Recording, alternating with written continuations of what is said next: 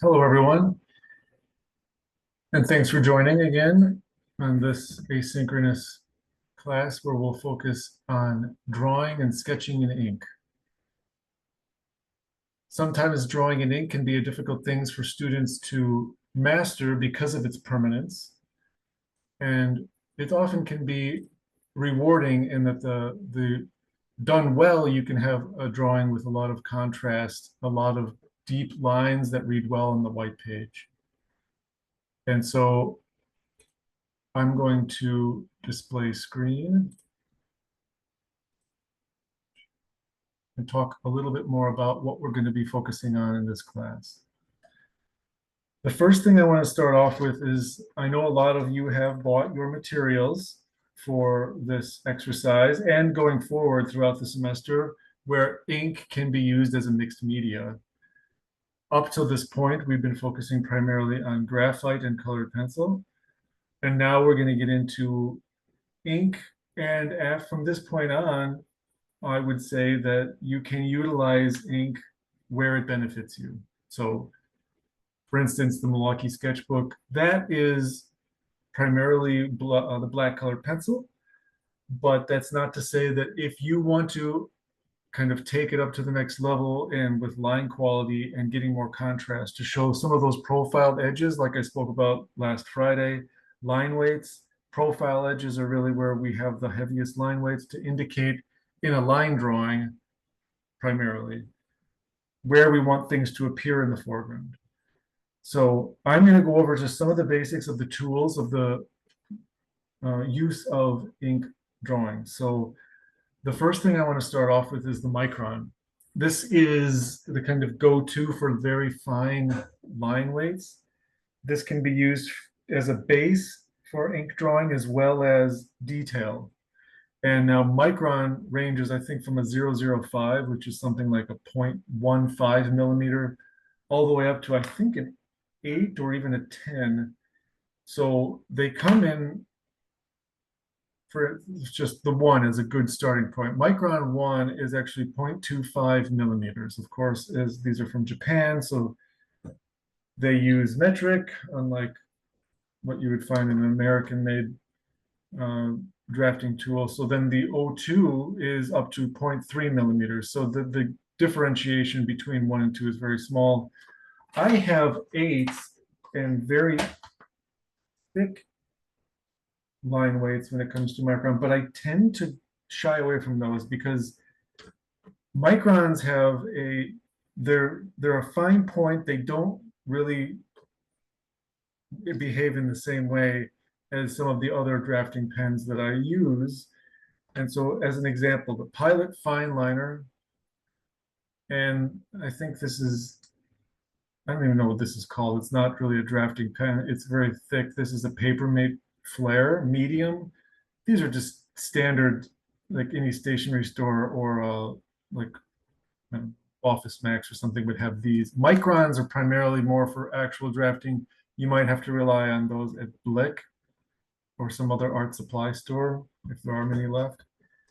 So this is kind of like micron 1 and 2, that's the finest. Then you move up into the fine liner category.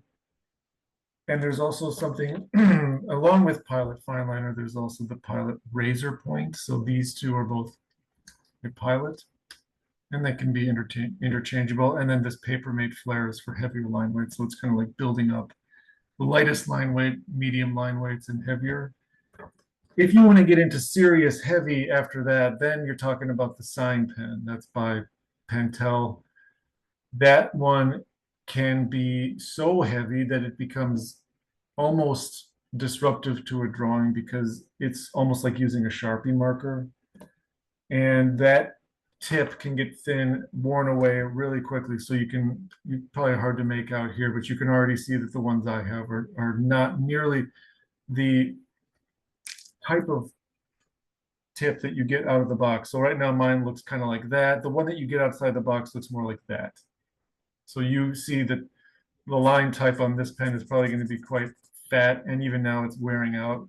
Whereas when you first get it out of the box, the tip looks much nicer. You can get a thinner line. And if you rotate that tip, you're going to, even the new one, you're getting more of a line like this, you can really get quite a heavy line type off the side when you hold it on an angle. So anyway, just to give you an idea of the difference between these type of lines, the micron, I've never run out of ink on a micron. I will run out of a tip. So you can see this one, I can already tell has a pretty poor tip. And I, for some reason, don't like to throw away pens as well as I should because, and I look at this one, I can see my tip here looks a lot better. So I'm going to get rid of this one.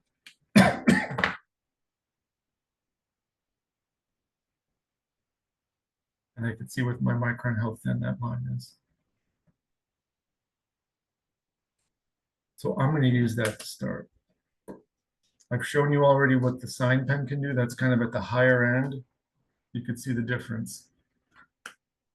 The mid values, now we're looking at the razor point and the fine liner. You can start to see how those start to build different lines. And even the way that, like with graphite pencil, the amount of pressure you put on it, you'll of course get a different line quality. My Papermate flare is already running thin as well. The pens that I rely on, of course, to start micron, and then what you decide to use for your line weights after that is really up to you.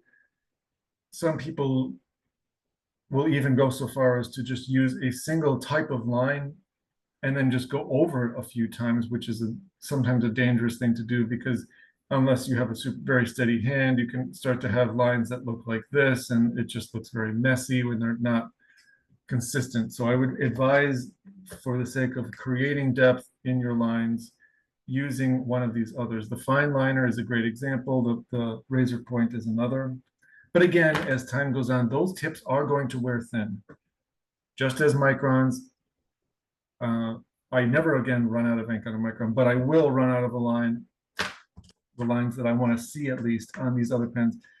And you can often really see that difference when you start with a line like this, and if you come back with a tip that's been used for a long time, you realize that that is the line that you want, not these kind of lines that kind of come and go. It's kind of like over time that the surface of that line starts to wear thin. So you can see like the difference between this sign pen and that sign pen. Well, on screen, it might be not terribly evident, but you can see one of them looks almost gray, whereas the first one was black. So kind of a lot to get started here, but it's the tools that you use that really help to define the kind of quality drawings you create. And so with that, we're going to change gears. Not only are we getting into the permanence of ink, but we are also going to be getting into going away from more of the orthogonal rectilinear kind of architecture that we've been looking at up until this point. The curtain wall house had a little bit of a different characteristic to it, given that it wasn't just all 90-degree angles, and it had, of course, the curtain itself. But today we're going to focus on a building that doesn't really work so easily with perspective. So in the past, we've been looking at these very rectilinear box type buildings, and the Thompson Center deviates from that in many ways. But still, we can see kind of on the ends, we're still working in a gridded city here. We could see that because of the geometries of the buildings on the periphery, we could see that this appears to be a 90-degree street corner with one vanishing point right on the edge of the image here, where the horizon line would be at eye level. So we're standing across the street, across the corner. So our horizon line would be very low. And right about here, you can see all these lines start to converge, even on the base of the Thompson Center, right about here. So that's one of our points that we can utilize for part of the building, probably only this extreme eastern edge along the right-hand side. As we move across the building, we could also see other structures on the opposite side of the image that this face is also vanishing to that point. But we don't have a reference on our building taking us in a kind of looking along this foreground street. There's no reference to this vanishing point off the page to the left. So as this face is vanishing down to a point off screen, off page, we don't have that continue line along that edge of the Thompson Center. So this is going to be a case where we're going to have to look at this building and use proportions and matching angles as best we can. So this is a challenging building. Not that it's a challenging form, but it is very subtle. The way that the arc, the curvature of this building kind of billows up towards the top and is very, very flat along the bottom. But we're still having the illusion of that arc, that curving facade, primarily at the edge, furthest away from us. We can really see how it's kind of tapering down, almost like it's starting to come back into alignment with this face on the left.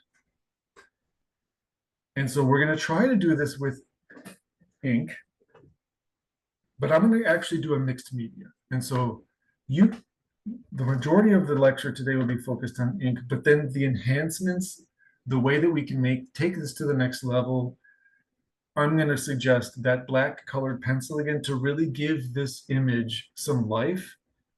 And I'm going to take some artistic license in making this architecture appear more three-dimensional than it would otherwise. If I were true to this image, I can see a lot of reflections. I could see a dark section. This is the atrium. As you go into this building, there's a 16-story atrium. You're actually looking at some of the skylight beyond. So you're actually seeing sky beyond the building. I could see some reflectivity here and maybe some dark. There's kind of like these three scalloped sides, which appear to be a little bit darker because they're taking on more reflectivity, but then that's expressed in the more diagonal curtain wall here. I could see some reflections here along the base and at the corner here. But then there's a lot of striping. And a lot of that striping, I don't really want to hatch with a pen or make it, it's like with markers or with pens, it's either black or white. But of course,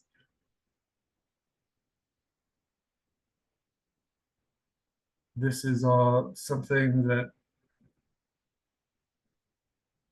we will try to explore in more detail in just a moment.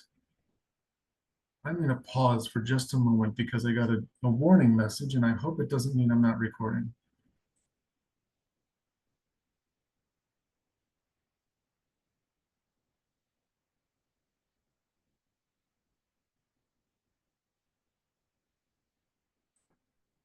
Okay. So we're going to try to draw this using ink. And as I've always said, even in a drawing program where we're looking at using ink, I am still going to start with graphite. And the reason again for that is I want to plan this in a way that I'm not just going to jump in and say, there it is, win or lose. It's going to be those final lines are final. Graphite is forgiving. Colored pencil, not so much. Ink, certainly not. So as we get into this, I'm going to just set up a few basic parameters in order to create a successful drawing, knowing that there is a chance I might not hit all the tones right away on the first go at this. So of course, as usual, I start near the base, knowing that I have a horizon line relatively low to my subject matter, and I'm going to be ending up with a vanishing point very low to the right end of this image. So the way I would start here, I can tell just on using like the most basic form making is, box is easy to understand.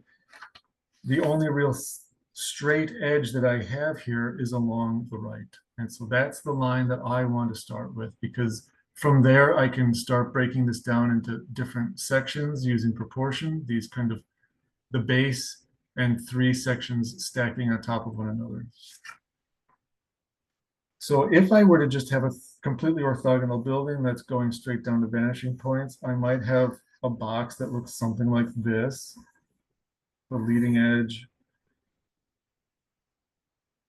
is fading off towards one direction and the other one coming off in another angle. So this would be like if the Thompson Center was a standard box, it would look something like this.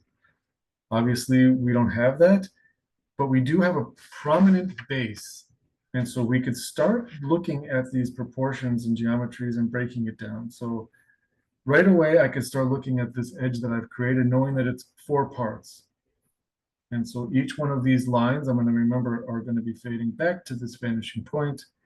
And each one of them is going to start to flare more vertically and more on my page like this, knowing that they all come back down to that point. So, and as I look at this, there are things I want to remove. Maybe I don't want to, or maybe I do. It's really up to you. They're kind of contextual into the background, but there are cars, there are trees, there are light poles. There is this sculpture. I believe it's called Standing Monument, or I think Chicagoans actually, some have called it Snoopy in a Blender. It's been removed now that this is becoming the Google headquarters. Totally reclad. And anyway, I digress. So getting back to this idea of the 4 parts, we can start over here and start to break that down. And that will set the geometry for the rest of the building as we carry it across. So I'm going to start locating some of these places, and it also seems apparent as we look at this, the building is stepping back.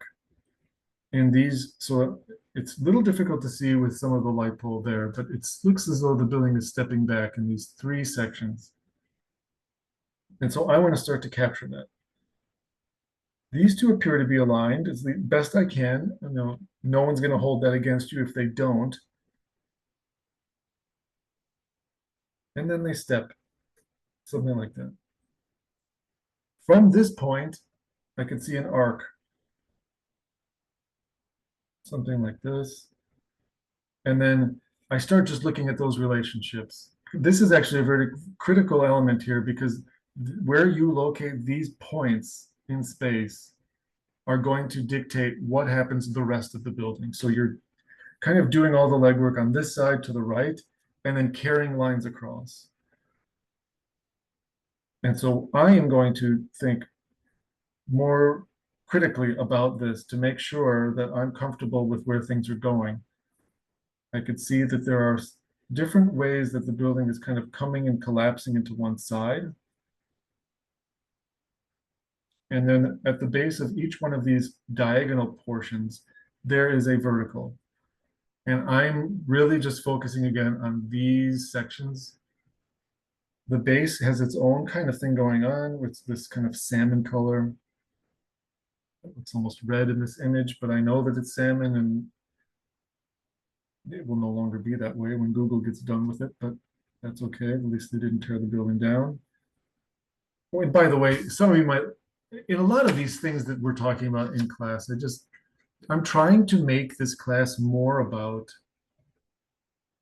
modern architecture.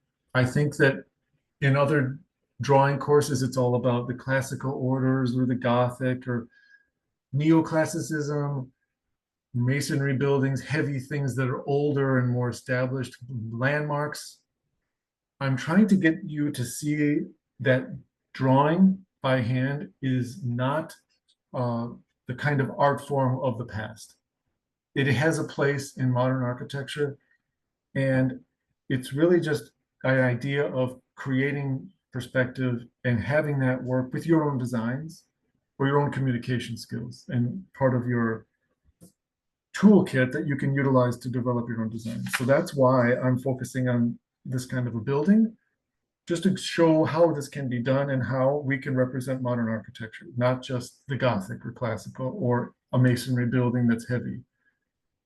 Even a minimal piece of architecture can be rendered very well using just your hand and perspective. So that's why I'm using this building to talk about ink, because it seems very simplistic, and you could draw this building in 5 minutes. You could draw 3 faces here, a base, a couple of lines that go across, and then just render a bunch of lines that kind of vanish up towards the sky and be done with it. I would like to show you another way. So I'm sure some of you probably saw the Thompson Center and you're probably rolling your eyes. Oh, this is so easy. I could do this in my sleep. Well, perhaps that's the case, but maybe many of you had never thought about drawing an all glass building. And how do I render a curtain wall? How do I create depth? How do I create shadow on such a simplistic object? And so that's really what I'm going to try to convey here. And I'm going to do a mixed media. So I'm not just going to do ink because I want you to take all of these ideas, these tools that I'm giving you, and choose how you want to represent things. Okay, so back to the drawing here. I'm going to end up with a series of columns, and with a lot of larger buildings like this, I'm not counting things. That's not the point. So if I see a handful of columns, I'm going to just draw a handful. I'm not going to count 1, 2, 3, 4, 5, 6 of them. If it's 5, if it's 7, that's not the point. I'm not going to scrutinize that. But the basic form building is one thing that I will be taking a look more closely at. So as we think about a cylindrical building, the closer it comes to the ground, the more flat it becomes. So at the base here, it's a virtual flat straight line horizontal, even though I know that the building is curving at this corner, just as it's curving at the top, but it is much more pronounced at the top. So I'm going to draw a relatively flat line to represent the base. And as I go up, each layer of this kind of cake, as you stack one on top of another, is going to behave slightly differently. And the other thing is knowing that the building is not going to be going through some other type of special geometry down here. If it's obstructed by trees, I can add those trees in later, but I want to start with the simplistic kind of idea behind this architecture. And so you can draw the monument here or not. For now, I'm going to skip over that because I don't want that to get in the way of the bigger idea. So, and this is where again, the graphite comes in handy because I'm going to start drawing very large lines that run across the whole page here. And I don't want to be locked into those because they could come back and I could want to tweak them. They're very subtle how this arc starts at the base. So again, I'm going to start matching. And sometimes it might even be worth emphasizing a little bit more of that curve than you actually experience. Like if I were to trace this, I might just for the sake of drama, want that to look a little bit more curved than it actually is. But now as I come up, I'm starting to get a little bit more of that curve. So you can see I'm quite flat down here at the bottom. As I go up, I'm increasing that curve just a little bit so that by the time I get to the top, it will appear much more of a curved building than near the base. But I don't want to start a flat line at the bottom and then wildly start curving at the base. It still is building slowly up more and more.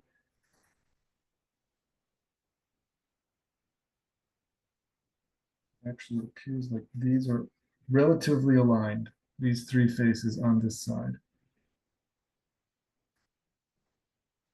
Kind of getting near the top, but there is still one more section of verticality here.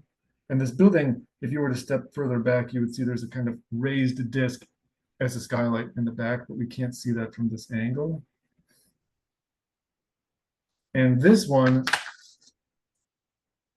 you can see here, I can see that vertical piece of curtain wall. And then as you come around the corner, it kind of slips behind some of the side of this. And so it almost comes to a point right at the corner. And so I want to be able to show that. But again, I want to get just in case I wanted to make any adjustments, always with your graphite, have that, hopefully if you're indoors, you don't want to make too much of a mess, always have that kneaded eraser handy, because there are times that you're going to want to make a correction here, and I can see one now. I want to make sure that I get a nice amount of curve here to the top of this building to really emphasize that geometry.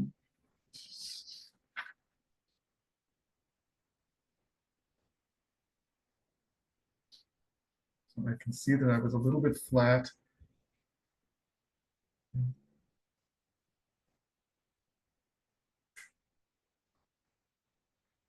So that's really the basics of this building.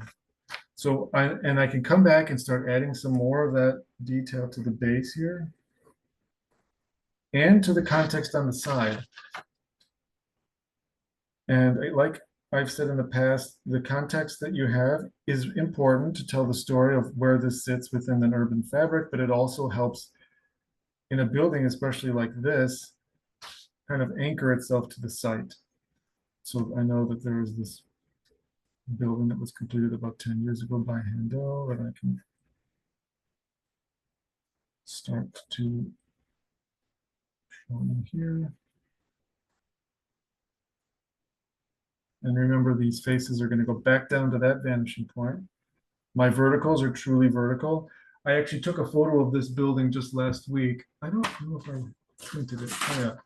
I took the photo. Look at that. That's my amateur photo. This is a professional photo. You can see the verticals are vertical. They took this at a nice time of night. I was after work walking by, almost from the exact same spot.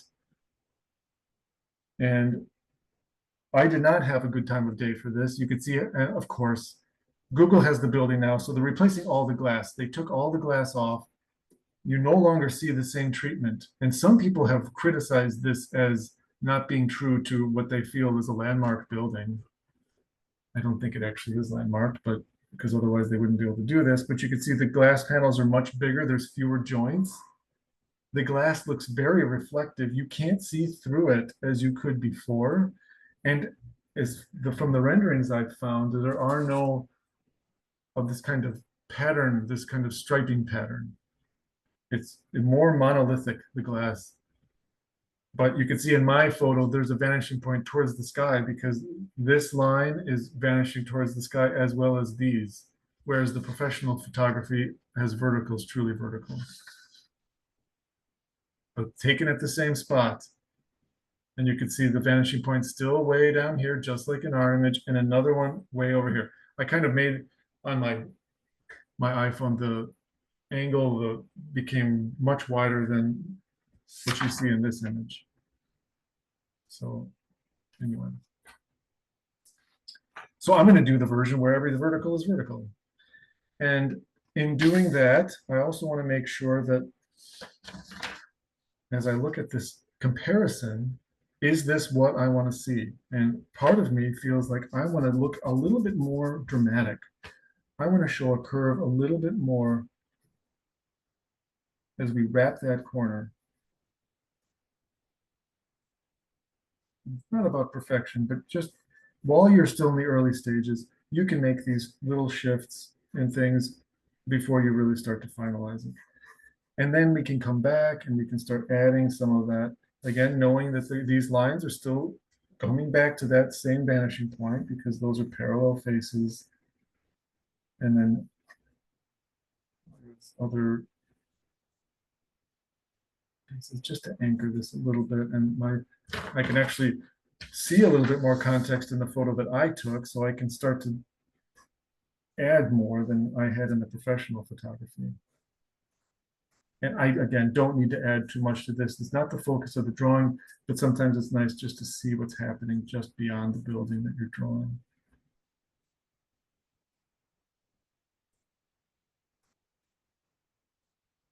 Okay. All right, back to this image. So the next thing I want to do, like I had talked about initially, that this building is of course on a corner.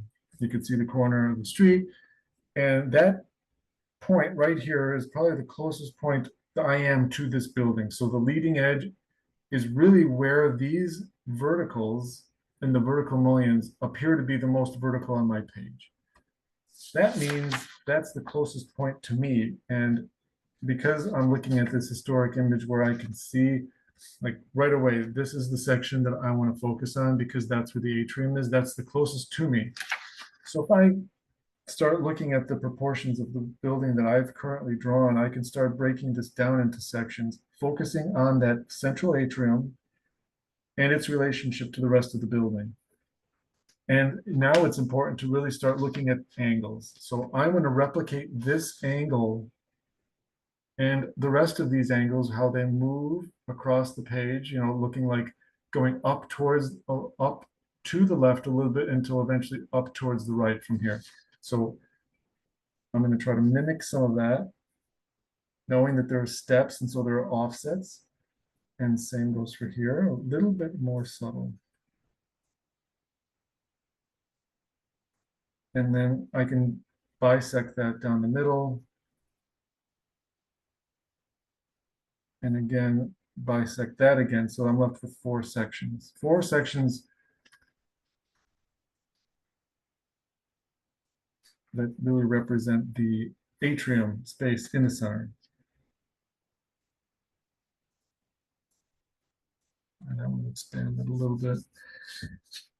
Still looking in graphite because I want to make sure that things are kind of looking the way I want them. I'm always checking. I'm looking back and forth on how things look. Every time I'm making lines, I want to make sure that things are looking appropriate. Then the end, I just as a guide, I just want to start flaring these out slightly more and more and more until you get to the edge. And these faces are very close to being the same. So those, I'm just going to kind of carry them down. And as I come over here, same thing. Eventually they get closer together until they reach the angle that I'm left at the profile edge. So they're straightening out, becoming more vertical towards the center.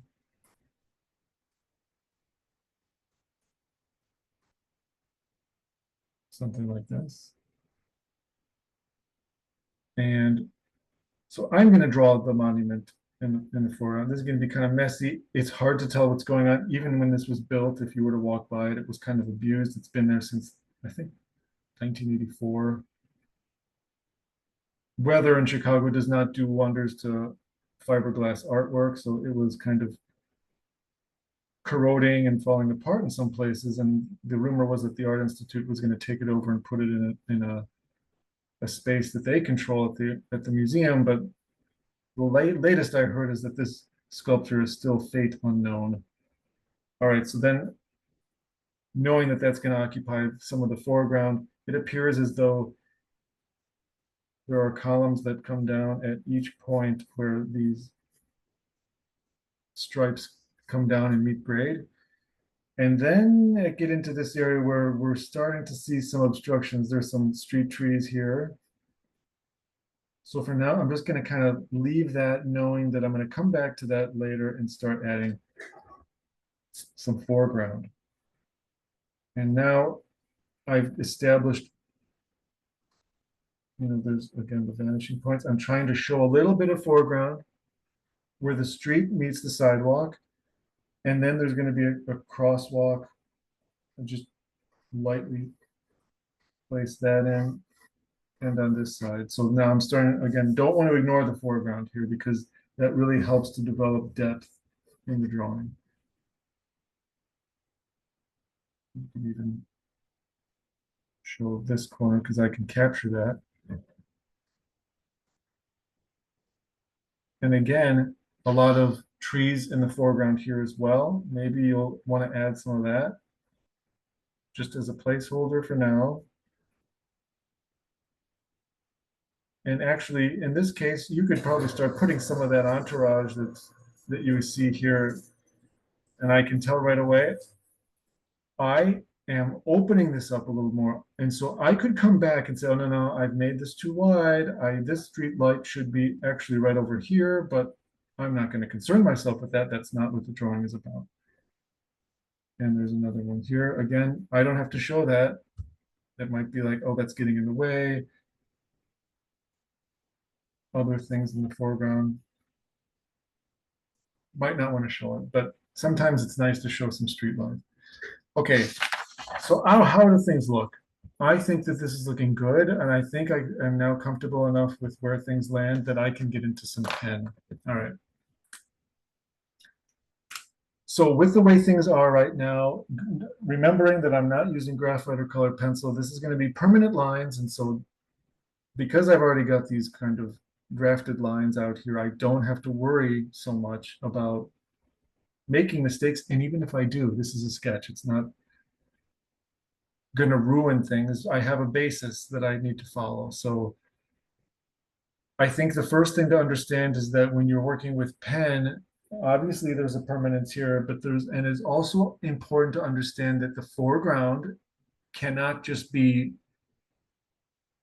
well, to an extent, the foreground can't really be created and appear as though it's in front of the object that you're drawing behind it without planning for it in advance. So let's say you really wanted to have these trees and you don't really want to make it look like the building is showing through them, or you have this sculpture and you want to make sure that it appears as though it's in front. So you could either start working from the ground up, start adding your detail to the base, and then the building itself actually comes after that. Or you could plan for things like I've kind of outlined this sculpture or these trees, and then just not fill that part in just yet. You come back to that later. I'm a very impatient person, so I want to start with the building, knowing that I don't always have a lot of time. I don't want to spend all sorts of time on doing foreground elements. And that's really up to you how much you want to put into it. I'm not going to look at your drawing and say you didn't put enough foreground in your drawing, you don't have enough context. I want to make sure that the drawings that you create are realistic, similar enough to the imagery that we're looking at that I can see that you've spent time analyzing it and documenting it. So the first thing I'm going to do is I'm going to solidify these edges. Just the form itself, because I'm going to start to see a lot more of the building come to life.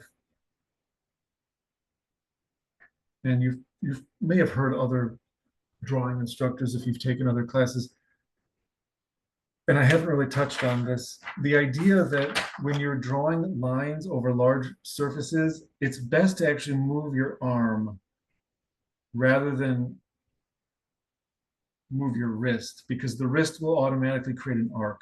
If you try to draw a straight line with just your wrist, it kind of tends to dip. I kind of exaggerate that, but you can autocorrect, but eventually you have to recreate that line at the same point and draw it again. I'm getting into a lot of detail here, but often in sketching, you don't even need to have a super straight line. There can be some waved that you've probably seen, maybe you haven't, but some architects have this real wavy kind of line type quality to them. Helmut Jan, for instance, is famous for doing that. His drawings were phenomenal, and that was his method, and it worked. But it's not, I would say, the way that we want to learn how to draw. It's a style that comes over time. All right, so we're going to come back. We're coming over our pencil lines with a little bit more intentionality, given that we're in ink. And I'm just going to go over these fast. And I may or may not actually decide to erase those lines, because what I'm going to do, I'm going to end up with a mixed media here. And so starting off with very, very thin lines, and eventually I'm going to go over these and I'm going to add line weights to them.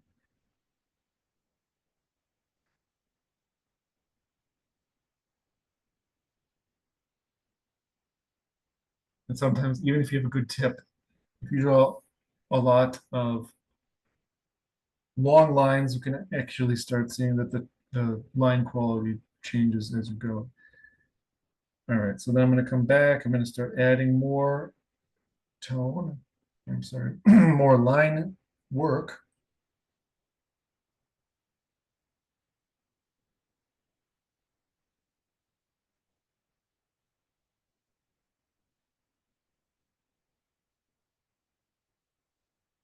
So these are sketches. It's important to tell that they're not going to be the kind of drawings that you want to spend a lot of many hours on. They should be at this level. If you're new to sketching, they should really only be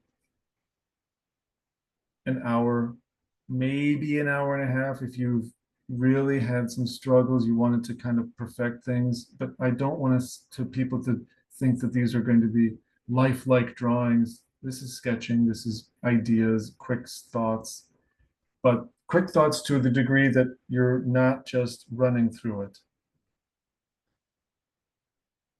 All right, so I'm going to go as fast as I can now, because this is the part that I don't really want to dwell on. So all it is important to know is that these vertical elements, so they're kind of diagonal, are grouped more closely together as you get towards the edge, and then they start to kind of change angle, of course, as we discussed from my kind of construction lines.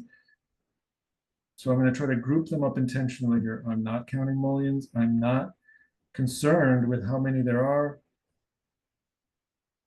I'm not even worried about that pattern of light and dark yet, but when I get to my shading areas, my mixed media portion where I'm not just working in pen, I will be graphically indicating that.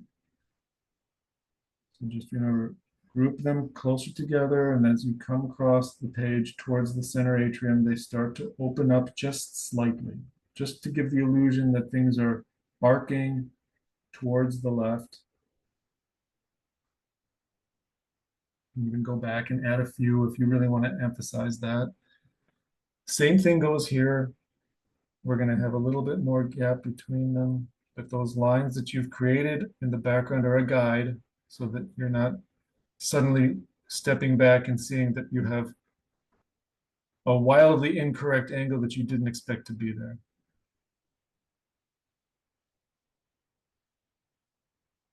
Testing the limits of the micron tip. We're starting to really, you could probably go through a pencil, a whole micron here on this one drawing, because if you're starting to look at a lot of lines, you're going to start to get the micron tip wearing down. So you got to be gentle with it. I beg you not to use ballpoint pens. This is, the line quality is very different. There are some good ballpoint pens, but the quality of the lines on a ballpoint don't come close to the line quality of a felt tip or this type. I don't even know if this is considered felt tip. This is just not ballpoint. Okay, so I'm just getting those verticals in now. And again, if you were to draft this with real precision, you would take each one of these lines and then at a point you would come down. So we're kind of carrying those down.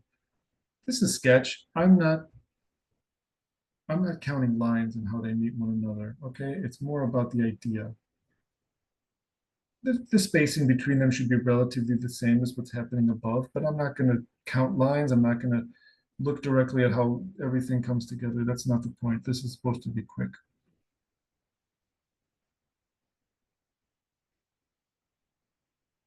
And you could probably start to see how a lot, when you start getting a lot of these lines in there together, you could start to see this looks kind of flat because I'm only using that one line weight, right? So you can start to see that. So here, I don't want to lose track. So this is an important line. What I've developed here, if I just start taking these lines, you can see from the photo, those lines are just continuing all the way across. You can't really see that if you were to take all the color out of this and just make a line drawing, you wouldn't really recognize this as being an important edge and that being an important edge to really show where the glass is changing type from clear to more reflective on the edges. So I want to hold that. I want to indicate somehow that this is an important line that I want to keep track of.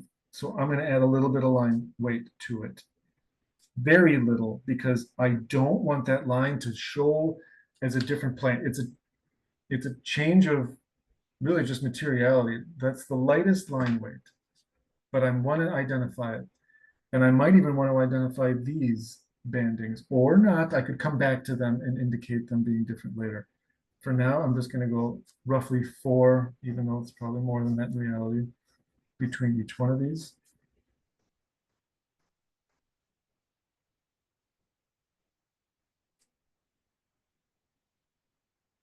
Because I've already figured out where I want that to be. And so I want to make sure that I keep track of it, because otherwise what I did there at the beginning was kind of worthless. Taking these lines down. Remember, these two has become, that's a change of plane. This line is a profile edge because I cannot see the return side of that top. It's like a shelf. So these two theoretically lines meet. This line and that vertical don't, because they're not in the same, they're not hitting each other in a singular point on that elevation. So I'm okay having these appear to be more aligned than the ones at the base. So again, I'm not really focused on that, but I just, as a kind of side note.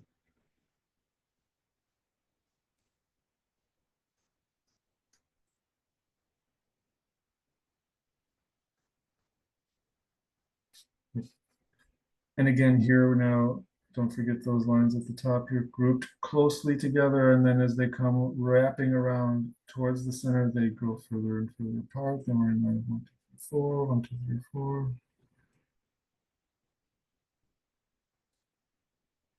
And you could be thinking to yourself, why are we drawing glass buildings? It's just a bunch of mullions. Well, unless you're really big into masonry, you're probably going to end up having quite a few glass buildings in your profession, unless you're doing single family homes. So forgive me for not thinking about single family home architecture, but at least in class on Friday, I'll speak a little bit more about representing punched openings. But there is a challenge, and there's something to be said for representing the architecture of glass in hand-drawn renderings. So here now, this is a totally vertical face along the east on our right side of the page. We're just a whole lot of vertical mullions, straight vertical, and they're grouped pretty close together because this edge of the building is heavily foreshortened. We're not seeing it very much in elevation. It's compressed quite a bit as it makes its way off down to that vanishing point. So now we can start to really see that this is a glass building with a whole lot of mullions. And so Helmut Jan, this is a very postmodern building. And so there are some tricks that he's doing here, kind of like ziggurat patterns throughout. So you can see that's a kind of motif. It's really just about the different type of glass. It's probably difficult to see in here, but there's a kind of different window treatment. So I'm going to express that a little bit more than I normally would, because it'll get lost if I don't really show it or highlight it. Okay, so I've got all these verticals here now, and now I'm just going to just very, very lightly emphasize, or not even emphasize, just indicate some of those curtain wall panels being broken. Sometimes to do this well, just think about the midpoint between two lines, and you just take that across. And then again, the midpoint between those the new set of lines that you just created. And I'm breaking my own rules by not moving my arm, but my wrist. So you can see the difference. See what I did here? This line is all jumping around. This one was much more fluid. So if I just am steady with my arm,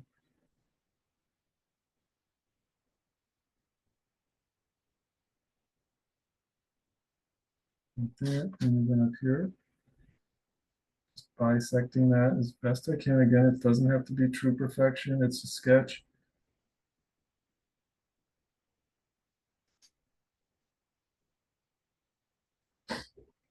All right, so the next thing I can see here is that there's a kind of fascia panel that goes off, and then at the corner it dips down. Very strange. It's kind of like a grouping between panels and colors and plates that hit the ground in different ways. And now here, remembering that I wanted to show this sculpture in a very graphic, kind of simplistic way, I'm going to make it up. I'm not going to spend time really focusing on exactly what the art is all about, not the focus of the drawing. So I get to be the creator of this now. Snoopy in a blender. No one's going to judge me for it, right?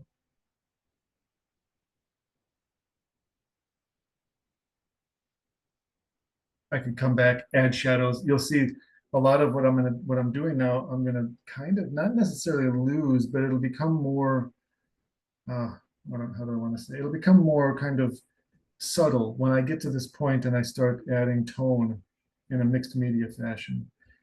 So there are these, it is a strange building for sure. So I can see that there are columns. There's a column that comes down behind the fascia panels at the point where I met these double lines.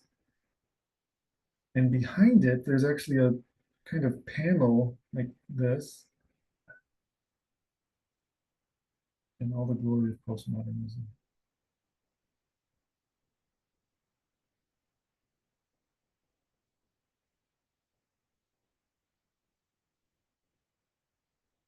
So then we will see the base. And there's actually these kind of, I don't even know if there's any purpose of them, but there's these kind of columns that are just freestanding in the landscape.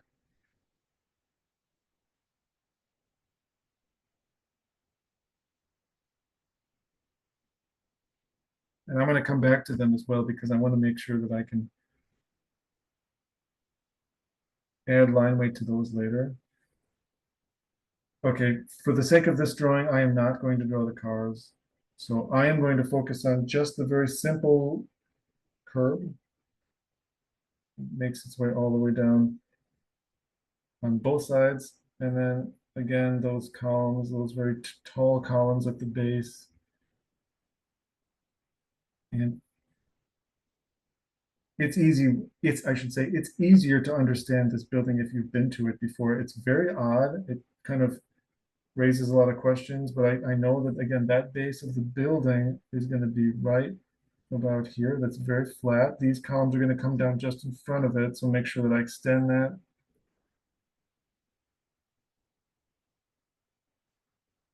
And then there's just adding a little bit of additional sections for how there's a kind of arc, I should say, there's a tapered second floor here. That'll all go behind these columns. And again, that flares out. So you don't really recognize it as being angled glass until you start coming around the corner.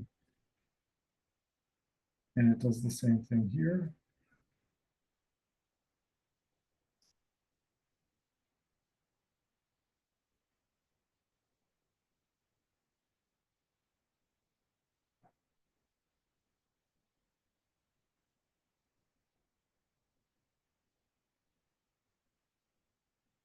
So I'm then going to take down some of these lines to indicate the storefront, the entry sequence. Again, I'm not going to get into too much detail on that. It's going to be in shadow when I start using mixed media. All of this is going to be in shadow. So I don't want to spend time on it because a lot of these lines that I'm drawing are going to end up going away once I start adding different tones to this area.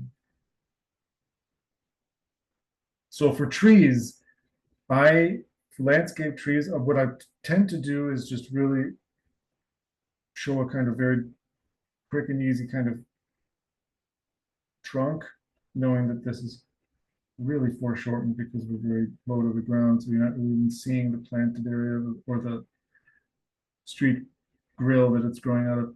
And then just a few quick motions of the pen to indicate the extent of the edges of the branches. Again, don't do swirl trees. I mentioned that last class. And when I add tone again, a lot of this is going to get just kind of hidden. So that's really nothing more than that. It's very basic.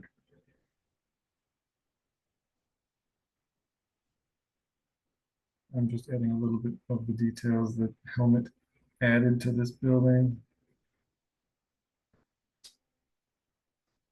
Okay, so then this is all hidden from view, so we know there's going to be some noise, I call it, this things that you can really not really make out. It doesn't have to be defined. So this is really the edge of the building is set, the interior is there. I got all of this in place. The last thing for context, I just want to add a little bit of definition to these pieces at the edge. I'm still only using that micron, that one line weight.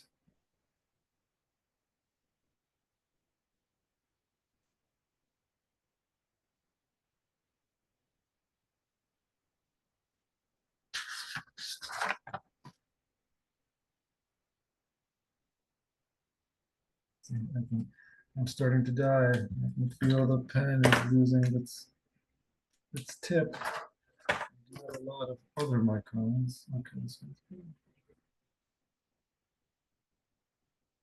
Oh, it's not. This is the crosswalk, which ends up being very wide painted stripes in this orientation. Again, leading you into the drawing, and the same thing goes for this side. A bunch of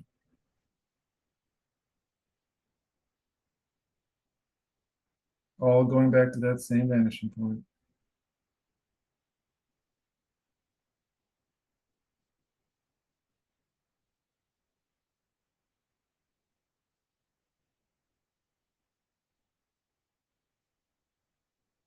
and a little bit of depth to the curb.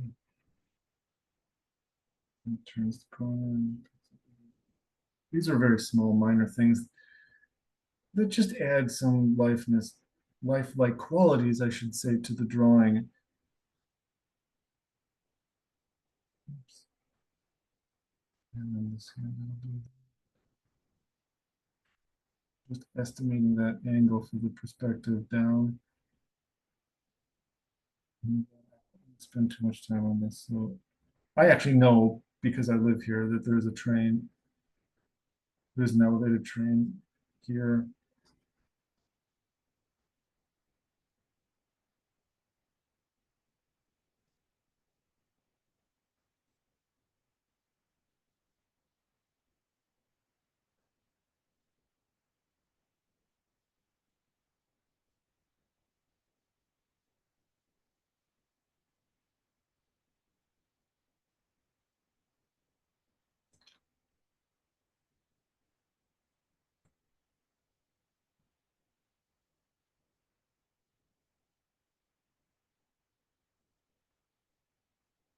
If you want to put more context, you can add street lights. There's actually, when you start drawing, you start looking at things in more critical eye, and you start realizing how much junk there is everywhere all the time. It's crazy how many street signs there are, how many garbage cans, like electrical boxes and wires, and the world is just full of stuff. You don't really even come to realize it until you're starting to look at things critically.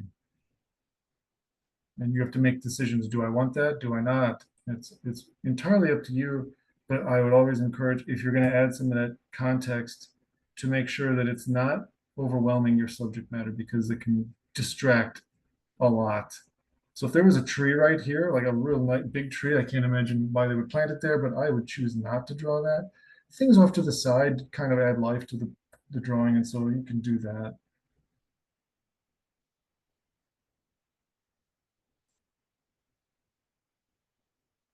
All right, so now I'm really getting to the point now where I can start thinking about doing something else to this drawing, something else that will lend itself to becoming more three-dimensional. I've done a lot of line work in pen, but what can I do to kind of take it to the next step? Because right now the drawing appears quite flat. You could probably recognize that. I'm going to do a once over with my kneaded eraser to kind of clean up some of those construction lines that I've set up for myself.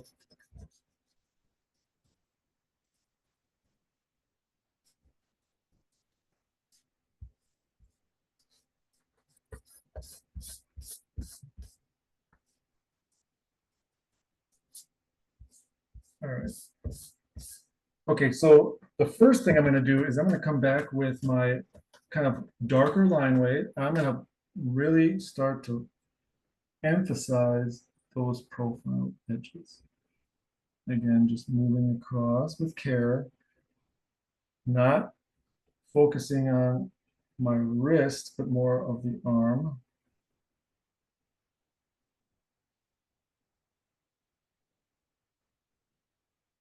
And only on the profile edges. So remember, that is a profile edge, that is a change of plane. So I don't want to amp that up any more than it is.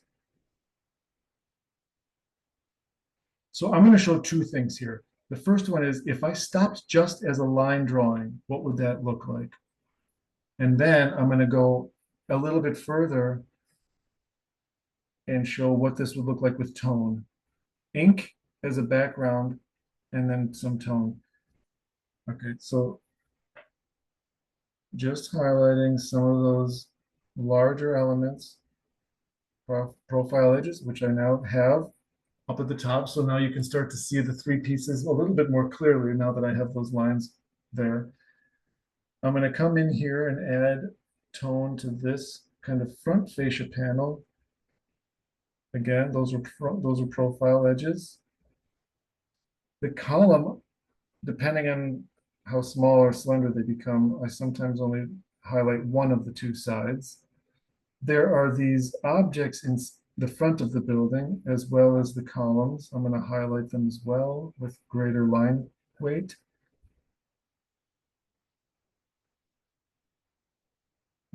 These are all profiles. Even my beautiful sculpture. Again, just trying to make it appear as though it is in fact in front of the building, not part of it. When I add tone, it'll come out even more than this, so I don't have to spend too much time. So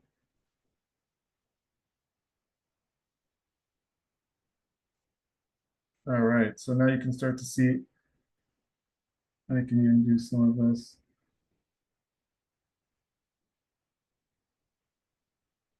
Landscape, trees in the foreground to pull that out a little bit.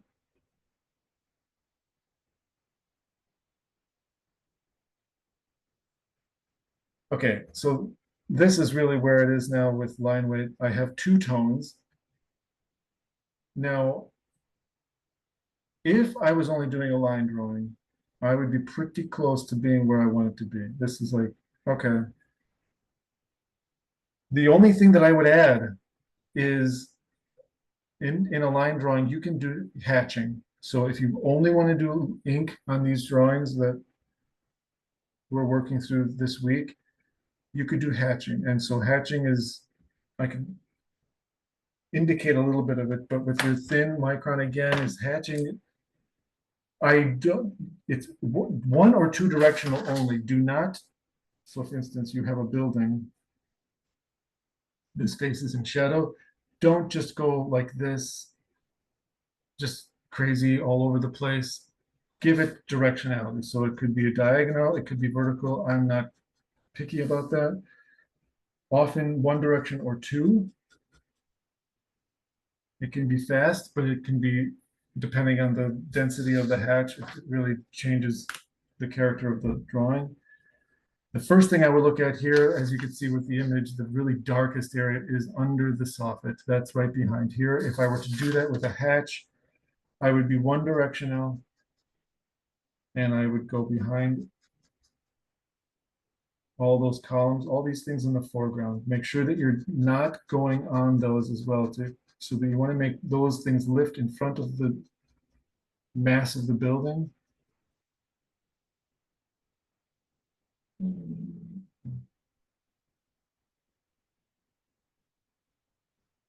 And as you go, you could probably start to say, oh, wait, I forgot to do one or two things. So you're going to like, so that's hatching. If you want to do only ink, and obviously the more recessed things are, they're darker. So you could come back and do another round in the opposite direction to indicate things that are darker more into the recesses at the top.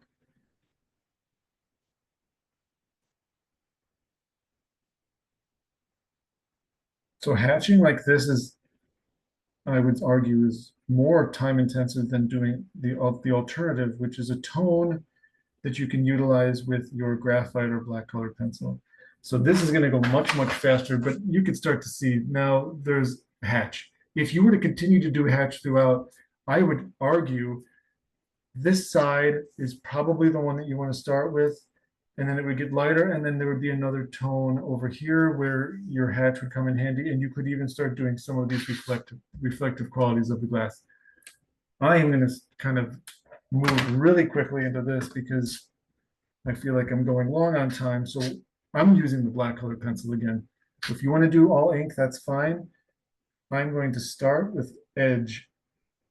And so you will still see the line quality underneath this. But I'm showing light hitting a certain side of this building. And again, I'm gonna come down here. You can really take this with the black colored pencil and really give a lot of contrast to that space down below. Kind of going over my hatch, so I'm doing a little bit of both.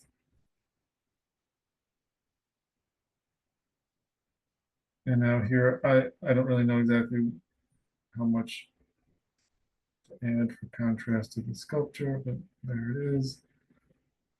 Coming down here, so you can see even a building that really seems kind of simple in its first impression can become quite complicated as you look at it more closely and try to render it in a way that is not so overly simplistic. It's not just a grid, there's a lot more happening than you might first have expected. All right, so I know this is a recess, so I'm gonna kind of amp this up a little bit. Okay, and now so if light is primarily coming at this from one side or another, even though I know that this side is bright, I want to tone it down a little bit just so that it kind of creates the illusion of this arcing.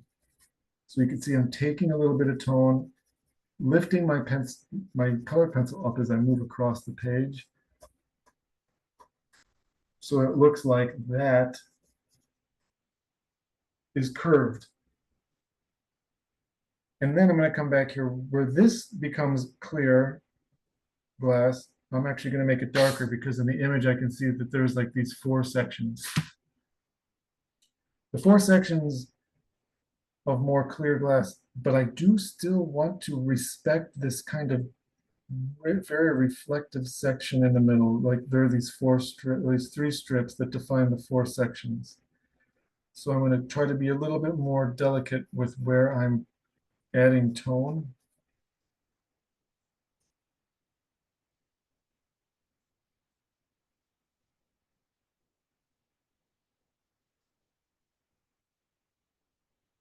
And then just pushing just a little bit more heavily on my colored pencil here to indicate that this is a different type of glazing.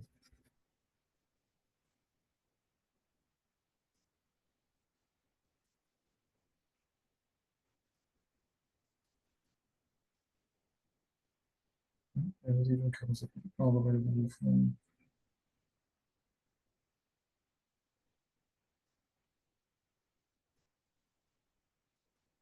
Real quick, because I don't want to spend too much time on that. And I'm going to make this vertical. I feel like the lighting on the vertical is either more reflective of the neighborhood. It's not showing the sky as much, so that is turning into a darker band. You can see from the photo, these look like dark bands. So I'm going to make these appear darker as they come across.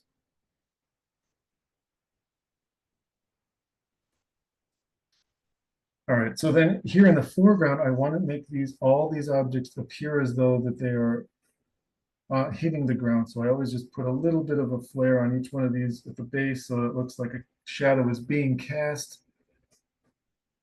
And I can even add a little bit more tone to the neighboring buildings to show that they are part of the same language of how light is hitting these buildings.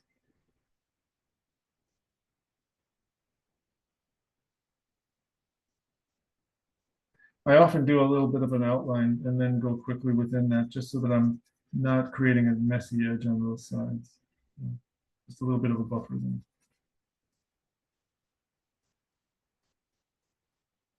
And I'm always trying to do a directional hatch so that it's consistent. So I'm gonna draw a little bit of an edge, pull that down, and then just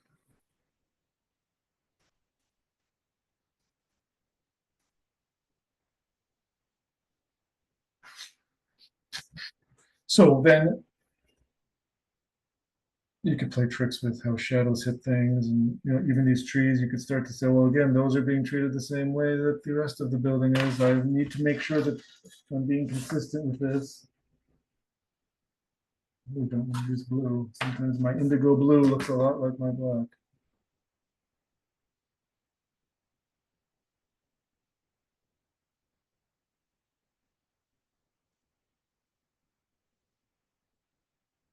So sometimes I will just bring a little bit of that shadow down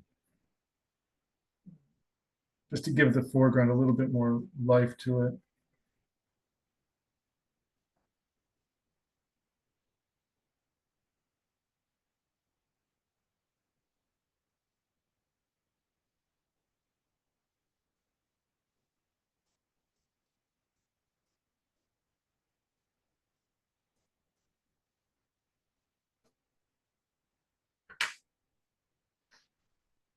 All right, so then without getting into too much detail again, I just want to show a little bit of this kind of patterning that this glass takes on by just pulling down some of those. Every other panel appears as though it's kind of got a stripe to it, which is not being respected in the new design of the Google headquarters that's moving in. This is now all going to be one type of glass, much more higher performing than its predecessor, which is one of the reasons they're replacing it. But there, now you can see there's a little bit, and you could do the same thing in ink. So this drawing, I think this is in a pretty good spot. This is kind of like a mixed media where we're utilizing the best of both. We're utilizing the, again, we're starting just, of course, with the graphite for construction lines. Then we're moving into the ink. We could continue with ink, but just to move things forward a little bit faster, I changed course and brought in my black colored pencil.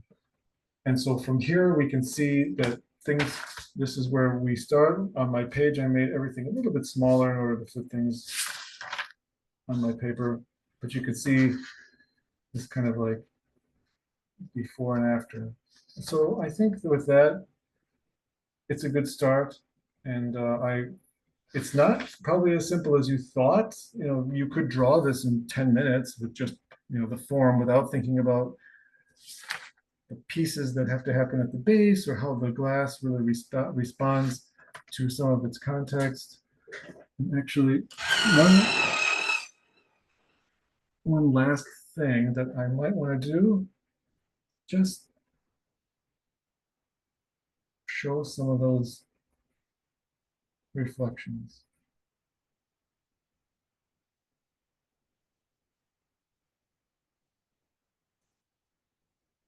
It's a little bit harder to do when you have only ink, but it's all possible with this crosshatch idea. It takes longer, frankly.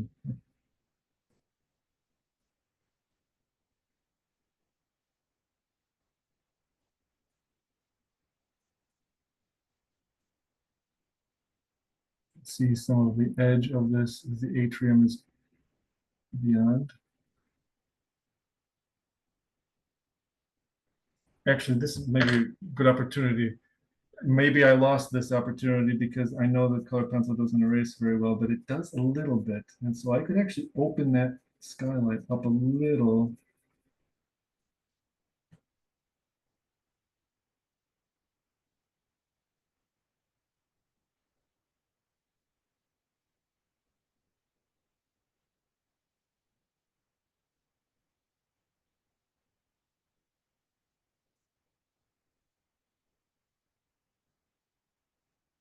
I think there's an elevator shaft there.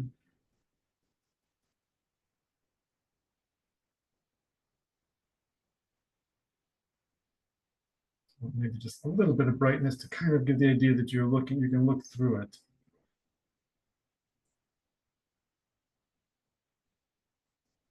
Okay. So, I mean, I could work on this kind of stuff all day. You know, it's really how much you want to put into it. It's how much you get out of it.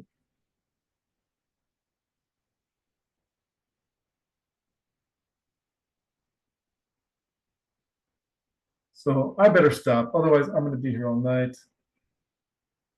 But that's really it. So this is the mixed media version. We could just work with ink. I think that this is a good looking drawing for the purposes of what we're looking for. A base with basic drawing with ink, and then we move on from there. So I will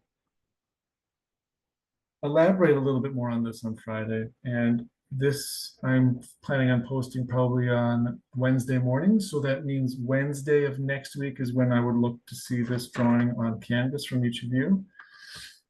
And yeah, thank you for watching the video, and I hope it's been helpful. And I hope that this is the kind of thing that you can utilize when you're working on your own drawings, primarily looking at a glass building and how can you represent that in an easy way without making it look very flat, without any shadows. Again, either with ink or with mixed media. It's really whatever tools work best for you. Okay, so I'll see everyone on Friday and good luck with this tutorial.